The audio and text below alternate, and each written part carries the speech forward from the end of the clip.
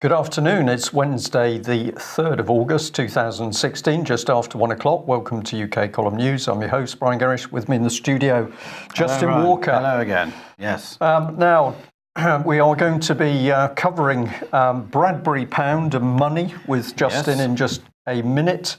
One of the fundamentals, we believe, of sorting out problems in the UK. But before we get there, let's have a look at some of the critical matters, of which the weather is a key one. Grey, cool, with the odd shower here in Plymouth and problems elsewhere in the world. Now, we had a particularly deep news programme tomorrow, so beg your pardon, yesterday. So we'll start off with the critical factor today, which is climate change and those beavers. Now, you might remember that we first reported on these some time ago, I think about a year now at least, and the Daily Telegraph was blaming ground squirrels. Well, in fact, it was, there we are, December 2014, was blaming ground squirrels and beavers for contributing to global warming. This was a serious article, and it shows the state of our press at the moment. A little while later, they seemed to try and correct themselves, because they then started to talk about the weather with proper weather maps. But nevertheless, a major newspaper was prepared to say that, well, ground squirrels and beavers were contributing to global warming. Let's have a look at where this leads us. Well, it led us at the time into problems up in Scotland, because there was snow and the gritters were out on the roads. And of course, the damn beavers were to blame. Forecasters predict the country will be hit by unseasonably cold conditions, with the possibility of snow in some of the most scenic parts of the country. So although it's cold, this is global warming. Justin. I now know why Canada is always so cold. All those bloody beavers. All those beavers. Yes. Well, it got worse for the beavers, because, of course, the beavers in Scotland were also blamed for making the flooding worse. So it's quite incredible that this relatively innocuous creature is apparently responsible for every disaster in the world as far as the climate's concerned. But in an exclusive, the situation has got worse, because apparently now a giant terror beaver has been grooming senior members of the Scottish Parliament, and we've got an exclusive picture here of the creature concerned. Yes. Police counter-terrorist units have been informed, obviously a terrorist beaver, and they've warned the public to run and hide if they see any suspicious beaver activity. But Police Scotland have said, we don't suggest people hide near trees, as beavers can cause tree failure at any time. Yeah, that's true.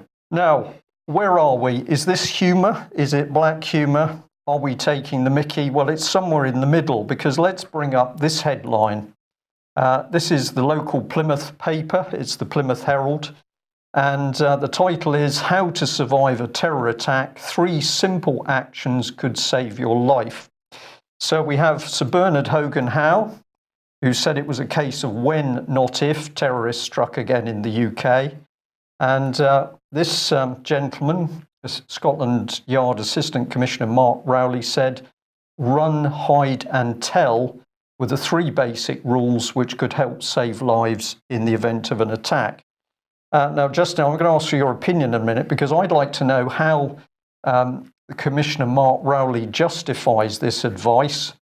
Because is this gentleman saying he knows better than the person who is actually on the spot of the terrorist incident? Supposing you're in the middle of a city, you see around you activity which you quickly realise is something very nasty going on.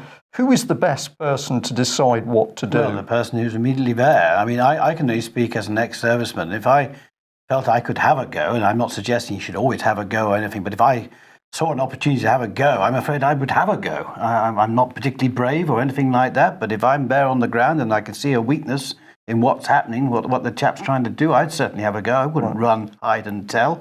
I would probably have a go, like any common sense individual would? Well, the assumption, of course, here is that all these, in such an incident, you would be seeing people armed with guns. That would make a big difference to what you decide to do. But the overall advice from the police is run.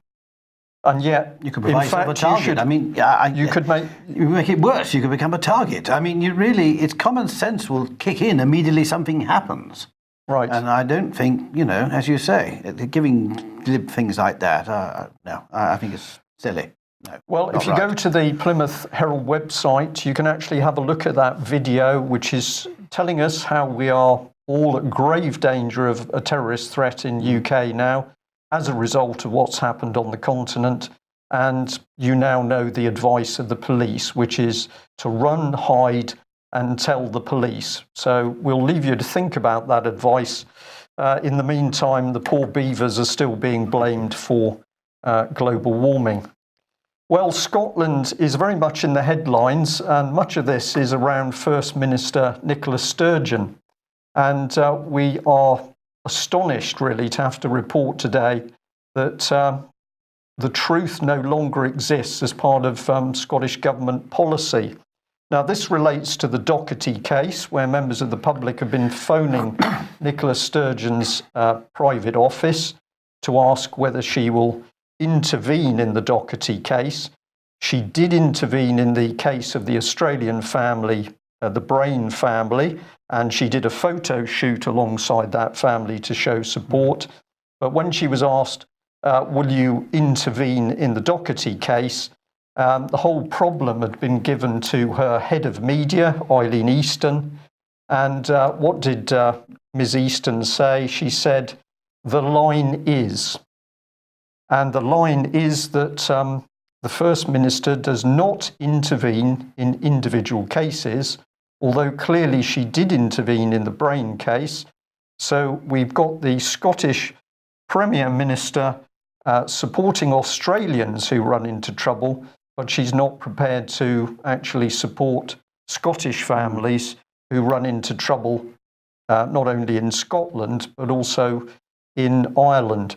So just in media teams now being used to cover up and lie for the government bodies. What do you make of that? Well, the first thing I make of it is that virtually all our elected representatives don't want to go where the truth is. The line is, oh, we don't want to touch the truth, thank you very much. That's not our department. I suggest you go somewhere else. I mean, this idea of completely ignoring the Dohertys and that dreadful case, well, to me, it's just a sign that these people are covering up paedophile rings, they're covering up child abuse, they're covering up a great deal of criminal activity. And, well, they're going to be called to account. I mean, the rule of law will pervade. I mean, at the end of the day, these people will be eventually made answerable to us. They will be made to be answerable to us. In restoring the rule of law. In restoring the rule of law, which is what we're about. Okay. Well, if anybody would like to follow this particular aspect of the truth with Nicola Sturgeon's office, if you want to chase up on this, I'll just bring up on screen at the bottom of that previous slide. There we are. There's the email address of Eileen Easton, and you're very welcome to, of course, email her and ask that she explains to you in person what the line is, where the truth is, and why Nicola Sturgeon feels that she needs to spin a line. Is this a serious matter? Well, we're going to remind you of this slide, which we showed when whistleblower Melanie Shaw was recently out of Sodexo prison. This was a leg ulcer that was untreated for the whole time that she was held in profit-making prison Sodexo in Peterborough. And we just feel it is outrageous that this is how the British state treats survivors of child abuse, not only putting them in prison, but Melanie Shaw back in prison and segregated and previously denied medical attention. We've reason to believe this is still going on. And who do we need to focus on? Well, we need to focus on our MPs. This is a good publicity shot, isn't it, with MP Chris Leslie sitting, holding Melanie's hand. He's desperately concerned about this lady. But when we ask, what has this MP actually done to support this lady, the answer is nothing. I would just say he's a coward. He knows what's going on, and whether he's implicated himself, I don't know. But at the very least, he is displaying cowardice of huge magnitude. The fact he will not go where the truth is. And again, he will be answerable to the rule of law. Well, we've also sent emails to Mike Penning, who was the former Minister of Policing. The present Minister of Policing has also had emails in relation to the Metropolitan Police whistleblower.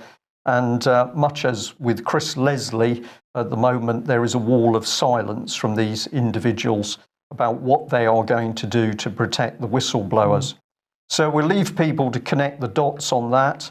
But we will remind people that, of course, when the BBC came under pressure as to what it was doing to protect those who had been abused or were blowing the whistle, they solved the problem by sacking staff. And this was the Press Gazette article, which was actually saying that everyone on the right side of the Savile argument has been forced out of the BBC, and that's in 2015. And the same story reported here with the Daily Mail, and they actually put in a sort of timeline of events.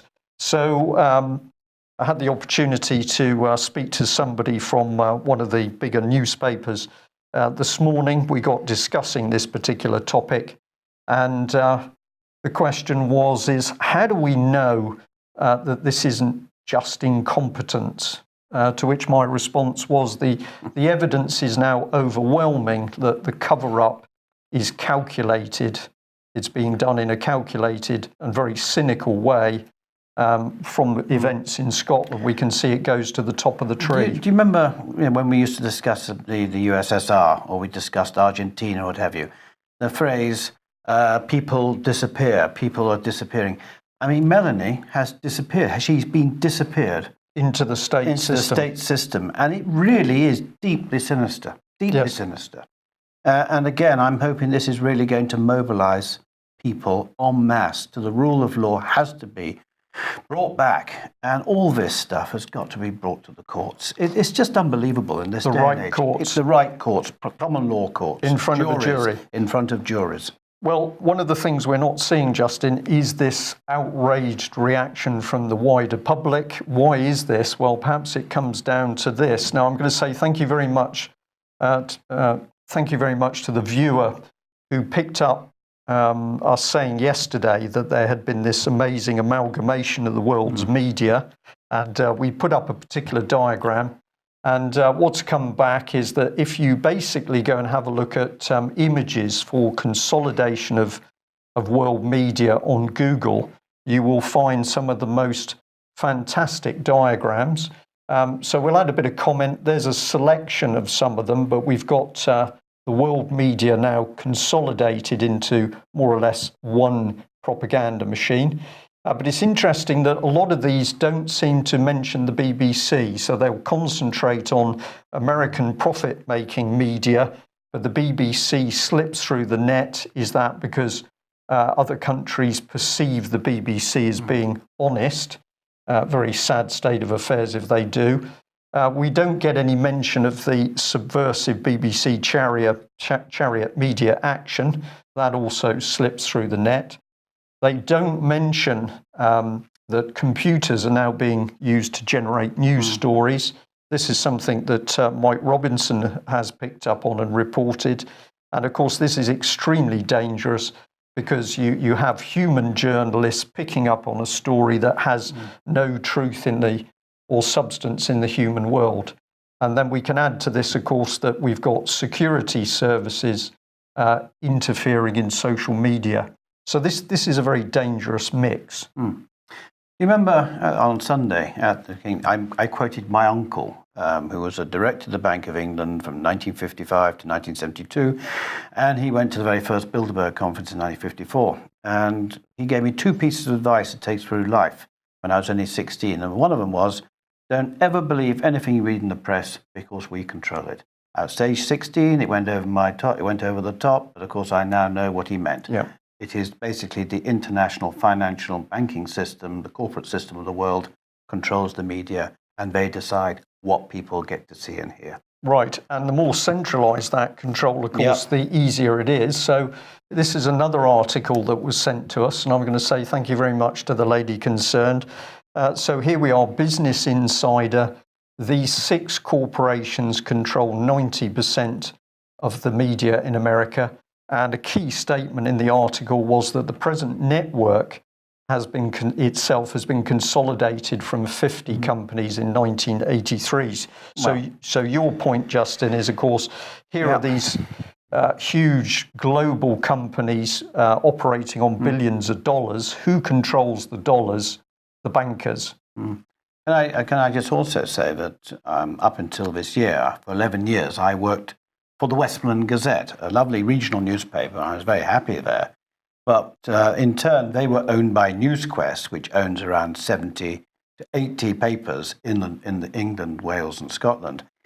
And in turn, NewsQuest is owned by Gannett Media Enterprise, or they call themselves, in America, and they rank certainly in the top 10 media organizations in America. So the bottom line is a regional newspaper telling people what's happening in the Yorkshire Dales, the Lake District, and the Vale of Lune is controlled by an American corporation. Right. And that's a very serious and sinister event, isn't it? Because many people still have a lot of trust in their local newspaper, but very few of them now are those original family-owned print businesses that were certainly in existence up to the early 70s. That is what we desperately need, is local regional press owned by local regional business people and local people. And that way you can build up a level of trust. I'm going to say that my editor, I don't think, was ever directly affected by anyone in America ringing him up and saying. So I don't think it directly affected us, but it could well do. And as I said, these are the facts.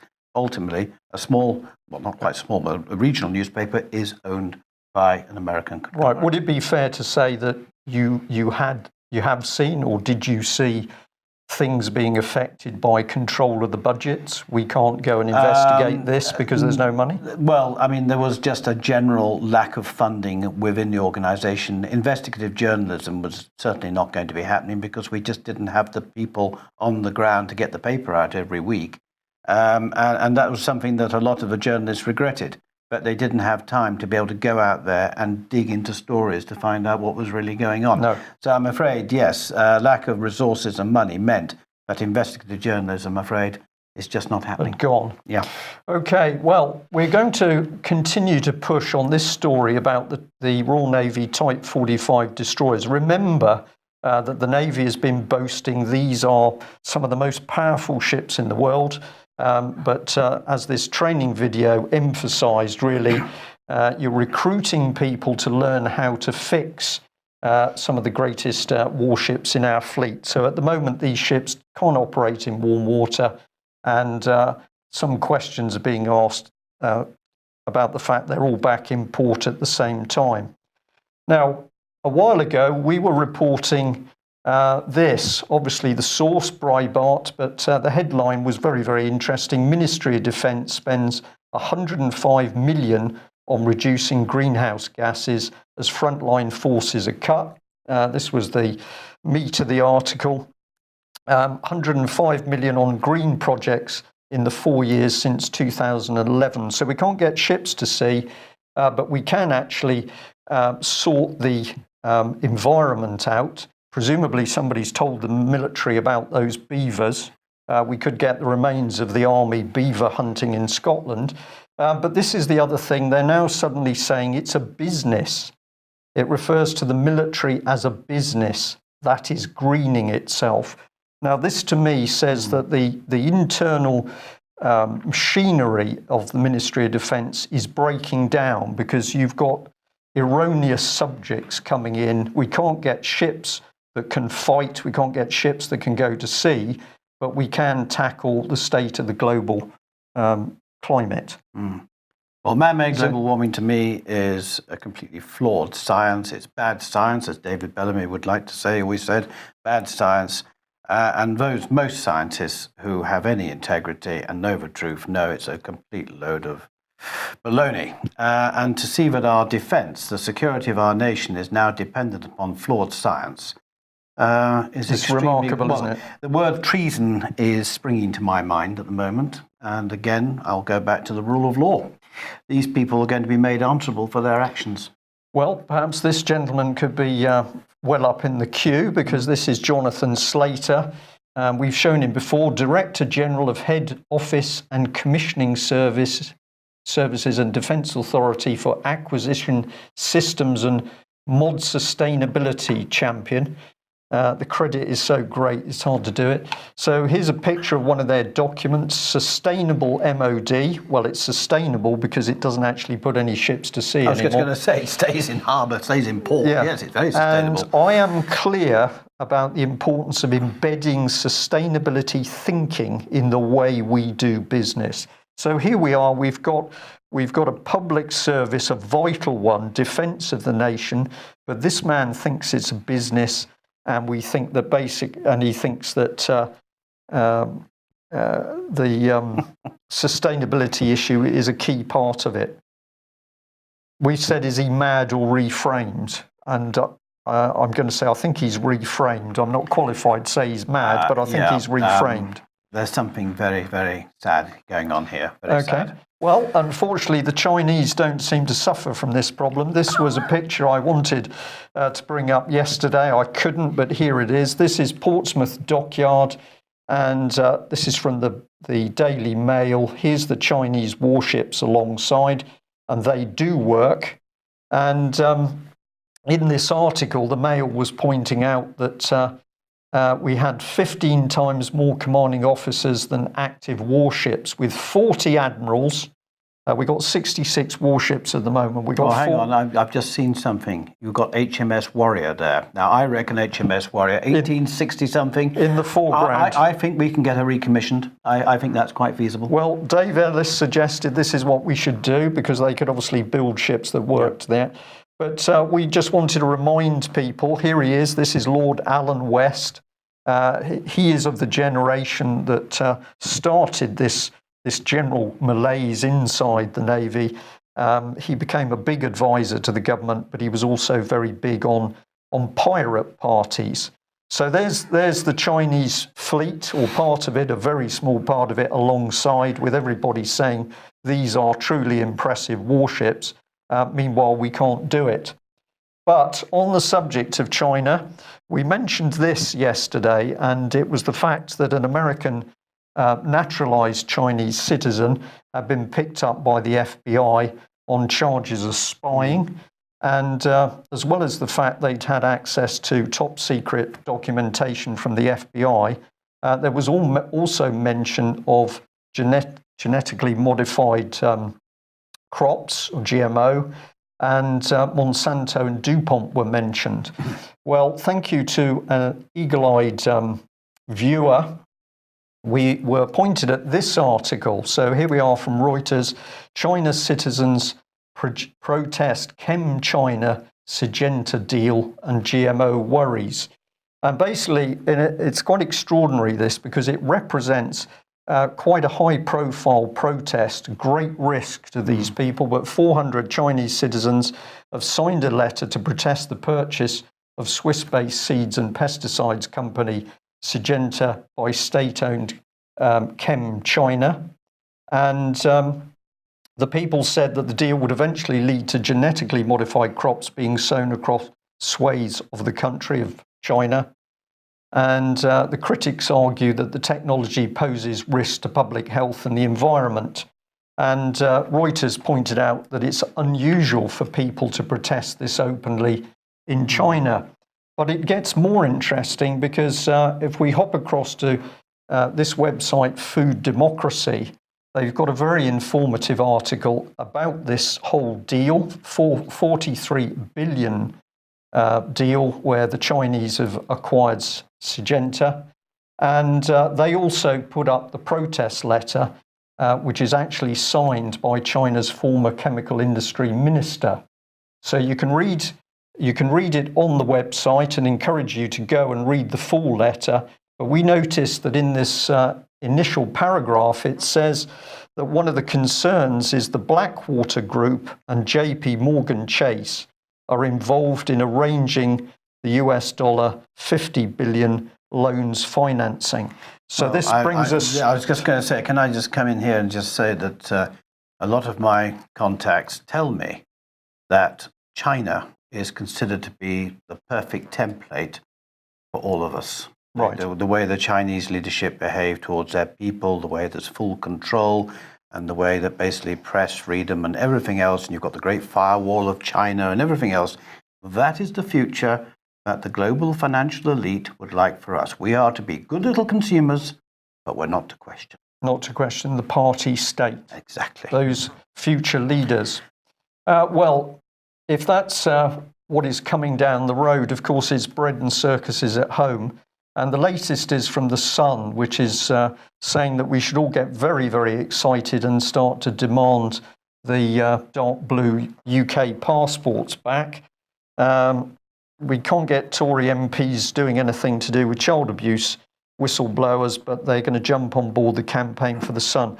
This is bread and circuses, isn't it? Total bread and circuses, yes. And people now, there's going to be a degree of complacency by those who voted for Brexit, whilst, of course, behind the scenes, we know that Article 50 is not going to be triggered, and we know events will happen, as I said yesterday, that will convince people that they need to stay within the European Union if they are to feel secure and protected. So what we're seeing here, I don't believe a word of it. Knowing who owns The Sun, Mr. Murdoch is fully aware of the global financiers' agenda. So, rubbish. Rubbish. Okay, well, let's have a look at this very attractive Greek island, which you say is going to be a major... Island, well, this is getting rather interesting. The island of Aegina. Let me just give you a little bit of introduction to this. Greece at the moment is still being attacked by the global bankers. And what's happening is that Greece's debt GDP ratio has gone up from 109% in 2008 to almost 200% in 2016, this year. And that means that the levels of debt are now unserviceable, unsustainable. Now, the IMF wants 9 billion euros from Greece by 2018, and the European Union wants 5.4 billion euros by the same date, 2018, which means there's going to have to be deep restructuring measures by the government, the Greek government, which will require selling off to public Greek assets to foreign corporations. Now, this is complete insanity. The Greek people are having their country stolen from them by a system, a global financial system that creates money completely out of thin air as debt. Now, the good news is that on the island of Aegina, some local people now are starting to wake up to this. Okay, we'll just bring that slide back on screen, and this is Democracy Avenue here, which is fantastic. So the reason why it's called Democracy Avenue is that Ioannis Kapodistrias, I'm going to pronounce this name right, Kapodistrias was Greece's first governor in the modern democracy of Greece. And research is starting to suggest that he actually disliked central bankers. So in 1828, the island of Aegina became the focal point for modern Greece. And today, I'm happy to say that local people on the island of Aegina are now starting to question the whole debt basis of Greece. In other words, how did we get into this situation? Why can't Greece actually create and issue its own debt-free, interest-free money based on the wealth of a nation? So I'm hoping that something very, very positive is going to start out of this initiative, and that the island of Aegina will start to influence the rest of Greece to stand up to the international financial cartel. Isn't it fascinating that what we're now starting to see is very small groups of people dispersed in countries, but also worldwide, who are slowly but surely beginning to link up. And they're hungry for information. Well, one organisation that's popped up is this one, DM25. And I'm just going to bring a quote up, which you were particularly interested in. It's a bit hard. It says, stupid, men too stupid to think about the consequences of their actions, tricked the British into making a fatally stupid decision. Now, they're talking about Brexit. Well, yes, this is done by a particular lady. I can't remember her name now. I've got it down there. She's a professor. Professor Lindsay Stonebridge. Lindsay Stonebridge. Now, she is a member of this DM 25. Should we just bring her up on we'll screen? Just bring her up on screen. This is... I don't know anything about this lady, except there I we know are. We have a picture of her there. She's probably a very nice lady. She's concerned about refugees. She believes that the European Union is an ideal to be kept. I think, like so many people who are good people, but they are naive about how the European Union came into existence, who is really behind it, which we know is the global financial system. And this new initiative, DM25, which stands for Democracy in Europe Movement 2025. So they want to restore democracy in Europe. That is accountability, openness, more transparency, and basically politicians being answerable to the people. These are all fantastic ideals that I agree with. But it's just so sad that they don't understand that the European Union was created by those who do not have their best interests at heart.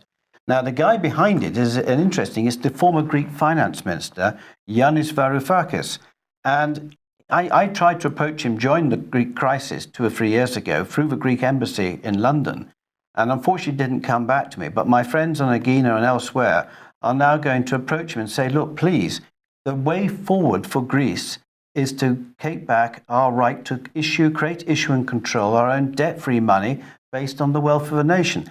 So I'm hoping that this DM25, which I think is an honourable movement, and what they're trying to achieve is totally honourable.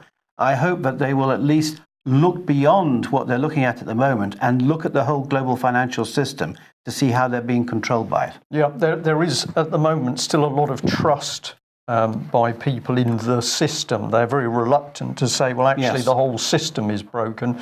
And I know you're being very careful and diplomatic here, because we see signs of people being able to be brought together. Yeah. Ian Crane has certainly experienced this with the issue of fracking, that you've got disparate groups. They don't agree on everything, but they were prepared to come together on the issue of fracking. So we've got something now very exciting, really, I think so. between this initiative in Greece and UK. I feel that things are certainly moving forward. And as you say, we must always find those things that unite us and not what divides us, because the other side wants us to be divided into little groups, into little boxes, with the lids closed down so they can control us. What they don't want is everyone to lift the lids of their boxes, stick up and say, oh, hello, I'll work with you. And as soon as you get people working together, and then the common thread of how they're all being kept down, they start to wake up to, that's the last thing that the elite want. The 1% are controlling 99% of us. Okay, and we're going to be able to illustrate this in a very simple way. But let's remind people about one of your lead initiatives for the British Constitution Group is the Bradbury Pound. If you haven't read anything about the Bradbury, go to the UK column, and there are a number of articles. This one is from your good self, Justin, 19th of November 2012, so well ahead of the game the game that we see unfolding at the moment. Bankers, Bradburys, Carnage and slaughter on the Western Front. I've got an eye on the clock, so just in a few seconds, what is the story behind the Bradbury? The story was that up until the outbreak of the First World War, everything was dictated by the private central banks, that it was gold standard, and effectively the City of London controlled everything. But at the outbreak of the First World War, because of the uncertainty of armed conflict, they knew that the people would go straight to their banks to get the money out of the banks. And they realised that there was only about £9 million worth of gold in the Bank of England, so they knew there was going to be a run on the banks, total chaos, when the country was actually rearming. So they persuaded the Chancellor of Exchequer, David Lloyd George, to put a bill through Parliament authorising the Treasury, not the Bank of England, the Treasury, to create and issue money that was based on the wealth of a nation, not money that was created out of thin air by the bankers, based on nothing at all to a very large extent because they practice fractional reserve lending. And this money was literally put into the banks as paper money within 3 days. It was printed on one side only initially on stamp paper, and it was signed by John Bradbury, who was the secretary to the Treasury, and that's why they're called Bradburys. And it worked a treat, and they issued £400 million worth in the first few months of the war. Everything was running swimmingly well, and then suddenly the bankers realized they couldn't make a killing out of the killing on the Western Front. So they asked David Lloyd George to phase these out, and they went back to the old-fashioned way of the government selling bonds to the private financial interests, who would then create the money out of thin air as loans and that 3.5–4.5% interest. And as a result, the national debt just went skyrocketing upwards. In other words, the principle of a government through its treasury creating and issuing, controlling its own debt-free, interest-free money. And it's been done before. The colonials in America did it with colonial script. And then Abraham Lincoln did it with the greenback dollar. Even the little humble island of Guernsey has done it with the Guernsey pound after the Napoleonic War. It's a well-known, it's a totally accepted fiscal arrangement. But of course, the private bankers can't make their money out of it. Right. Well, on the UK Column website, there is a little video which Mike Robinson produced. I think it was back in 2012 as well. Video. Very good. Very good video.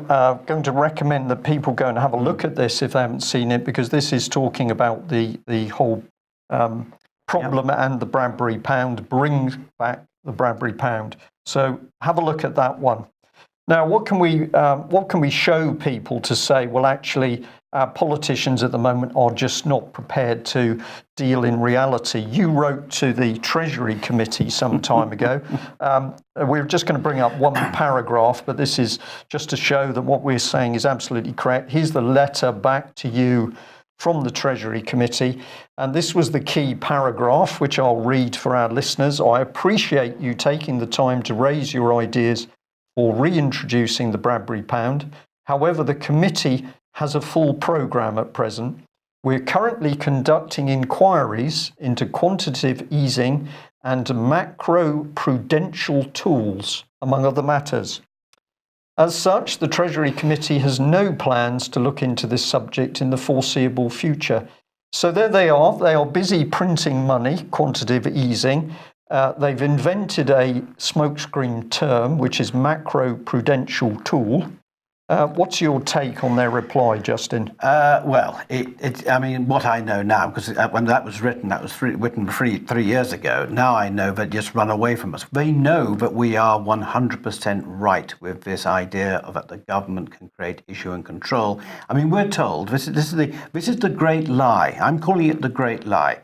That is, when a government's taxation receipts are outweighed by government expenditure, now once you have your deficit, that a government has to borrow that deficit from the private financial sector. No, you do not have to at all. History can prove it. The Treasury, in a controlled way, can create, issue, and get the money out there for infrastructure projects, for supporting the vulnerable in our society, for taking care of our defence. Medicine, education. Education, in other words, for the real needs of society.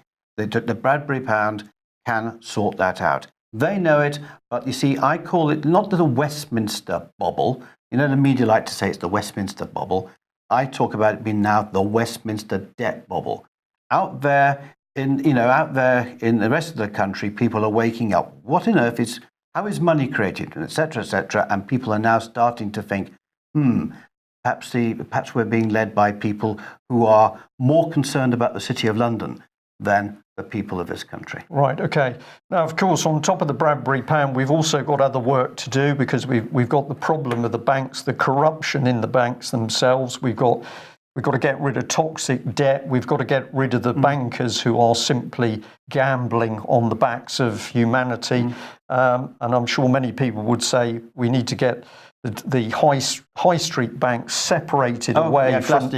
So this is Glass-Steagall. So is it true to say that you would see the Bradbury pound as being a foundation stone for sorting out problems? Yes, a complete foundation stone, because suddenly people will realise that money and bankers are there to serve the people. We are not there to serve the bankers and money. And one of the things I've always said is that the humanity is being put onto a treadmill of mass mindless production to meet mass mindless consumption. We need a more human scale economy. One of the other big lies is that we're part of a global economic race. No, we're not. This global economic race is the mindset that it's been created by the banking elite, because they want basically everyone to stop thinking, to chase their tails, to produce a whole lot of stuff, and to make huge fortunes for the 1%. And we've got to wake up to this simple fact that we are being dictated to by an unaccountable, unelected 1% who have grabbed power. They have taken from us the right to issue and control our own money. Okay. Well, if we just draw your attention back to the UK Column website, there's another article that was put out here by Mike Robinson, The Construction of a Harmonious World, Sustained Peace and Joint Prosperity. And one of the quotes from Mike Robinson was this: "For years now, I've been arguing in articles and on the UK Column news programme that the Western financial system is terminally corrupt." Excuse me. I'm far from alone in that assessment, despite claims from politicians and so-called mainstream economic commentators that no one saw it coming. So that is a pretty crunchy article from Mike Robinson. And again, we are saying UK Column ahead of the game, because in 2014 we were calling out the lies that Parliament is presenting. So are people beginning to wake up? You were keen to have this little I'm very keen to show this because, and the reason is image on screen. Yeah, because Owen Smith represents. Sorry, I'll just explain it because it's a little bit small on screen. The top photograph, where we can see a few people on a green field, is Owen Smith at a leadership rally in Liverpool. It says sunny Saturday afternoon, free ice cream for attendees. And then the bottom photograph is in relation to Jeremy Corbyn leadership rally in Liverpool, where you can see it's absolutely packed, even though it's raining, and there are no free ice cream, no free ice creams for the attendees. So your point is that Jeremy Corbyn is what? Has got some sense to say? Or? Yes, well, the point here is Owen Smith very much represents the Labour members of Parliament, and you could argue that they are the residue of the Blairite regime and all the things that went with that. He represents the Westminster debt bubble, okay?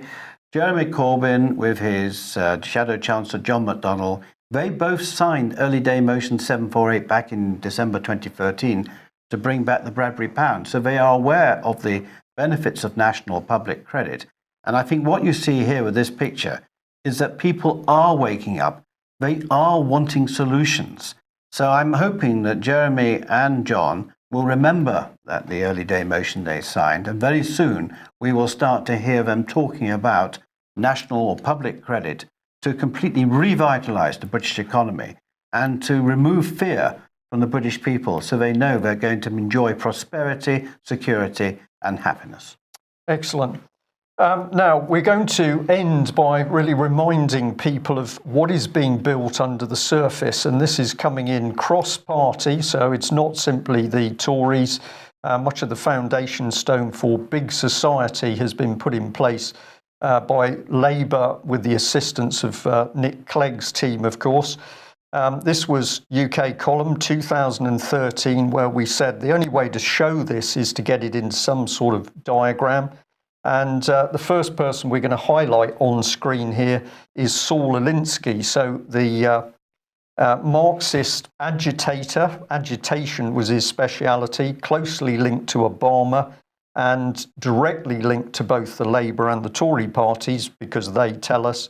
But this is the model for taking control of society by saying, well, actually, you're making it easier to access for everybody.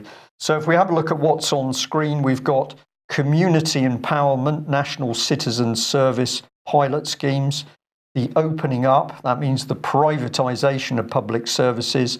We've got funds being set up supposedly to help the community. We've got a social investment market, and then we've got the agitation, which is called social action. We've got a commission for the compact. Very interesting term, the compact, because for me this takes me back to sort of Soviet type ideology. But there on the right of the screen, we have got the powerhouse, which is big society capital, and who's listed? HSBC, Barclays, Lloyds, TSB and RBS. And if we animate this a bit, we can see that this goes into a very, very big network. Here's the man who spread the big lie.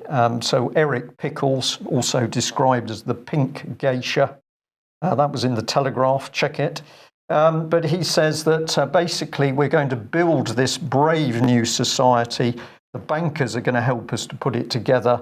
You are going to get more freedom.